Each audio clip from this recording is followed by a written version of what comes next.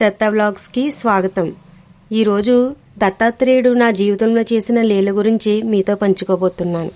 1 సంవత్సరం ముందు వరకు దత్తుని గురించి నాకు ఏమీ తెలియదు. ఒకసారి ఇలానే ఫోన్ చూస్తూ శ్రీపాదవల్లభుని గురించి విన్నాను. మా పాప గురించి సిద్ధమంగళ స్తోత్రం 11 సార్లు 11 రోజులు చదివాను. మా పాపకి 10th మంచి మార్కులు వచ్చాయి. అప్పటి నుండి దత్తాత్రేయుని పాదాలు పట్టుకున్నాను. కష్టం వచ్చిన ప్రతిసారి ఆయనకే చెప్పుకున్నాను. గురుచరిత్ర పారాయణం చేశాను. సిద్ధమంగళ స్తోత్రం చేసినప్పుడే నాకు ఆయన స్వప్న దర్శనం ఇచ్చారు.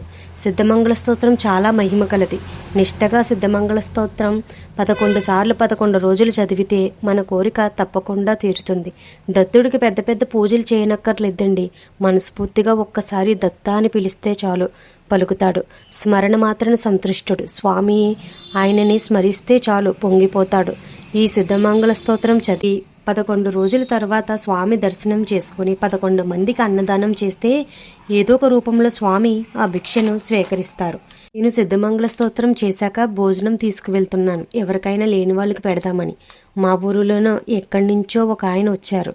ఆయన చూడ్డానికి భిక్షం తీసుకునేవారిలా చిరిగిపోయిన బట్టలు. నేను అప్పుడే మనసులో అనుకున్నాను, స్వామి నన్ను అనుగ్రహించి నా భిక్ష స్వీకరించు అని. అంతలోనే ఆయన వచ్చి వేరే వాళ్ళని భోజనం కావాలని అడుగుతున్నారు. అప్పుడు నేను స్వామిని నేను పెడతాను అని చెప్పి ఆయనకి భోజనం ఇచ్చాను. ఒక్కసారి నా కళ్ళల్లో నీళ్లు ఆగలేదు. స్వామి స్వయంగా వచ్చి నా దగ్గర భిక్ష తీసుకున్నారు అంటే నా కర్మను తీసుకున్నారు అనిపించింది. అంటే ఒక్కసారి మన కర్మ తొలగదండి. అలా నాకు స్వామి స్వప్న దర్శనం ఇచ్చారు.